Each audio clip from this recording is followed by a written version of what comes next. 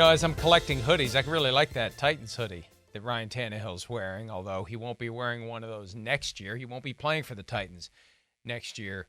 Chris, supplanted by Will Levis. It all happened in the aftermath of the ankle injury he suffered in London in the game against the Ravens. They had the bye week. Levis played well. Malik Willis had some opportunities in the game against the Falcons. It became obvious Levis was the better option.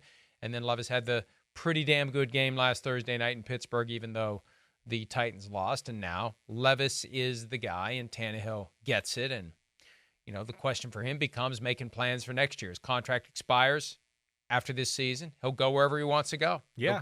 He'll be one of the guys that we hear about in that 48-hour window right after right before free agency opens, where someone is gonna pounce on him. He'll make $20-25 million a year, and he'll have a new home. Yeah, that's what I expect. And yeah, whether he's the bridge starter for a team that's figuring things out, or the starter, for a team that does draft the quarterback and he's going to hold down the fort for a year as the quarterback develops, or for maybe a team that goes, hey, we got everything and we just need a quarterback that doesn't turn the ball over and can hit some open receivers. We'll see. I would think he has options, but this shouldn't be a surprise to anybody that he's being benched for Will Levis, right? I mean, he had to be thinking about it at about, when the third touchdown pass of the Falcons was going in the air, he had to be going, I might be in trouble when I come back healthy. And then I would say about second quarter of the Steelers game, he probably should have been like, I'm definitely not going to be starting next week, no matter what, because the way it looked, the first half of the game, the third quarter, right? I mean, I know I was like, damn, Will Levis is just going to keep answering the bell here. He's just going to keep making throws. Holy crap, right? People bearing down on him, throwing the ball down the field, fitting it in the tight windows. So, I don't blame the Titans. They look like they got something here. Let's see if they can capitalize on it, and I think it's a smart move to move on to Will Levis.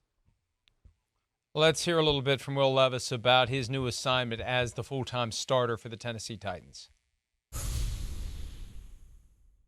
Just with keeping the relationship professional while at the same time, helping me out how he can. But, yesterday at practice, doing a good job of stepping in and letting me know that, the reps even in the beginning of practice with the ones, I didn't want to step over him, but he came to me first to be like, hey, this is you. So it was cool to hear that. But I know that isn't going to change our relationship and how we go forward. We were getting ready to do some drills, and Will was kind of standing back, and I told him to get in there. It's his opportunity to take the lead in the drills and start owning the position. So that's the role I'm in now. I just try to support him and help him find his footing as he steps into this role. Last year when the Titans used a third-round pick on Malik Willis, one of the sound bites from Ryan Tannehill that created a headline was, "It's not my job to mentor Malik Willis." Now, Tannehill otherwise said he would help Willis, but the situation's different.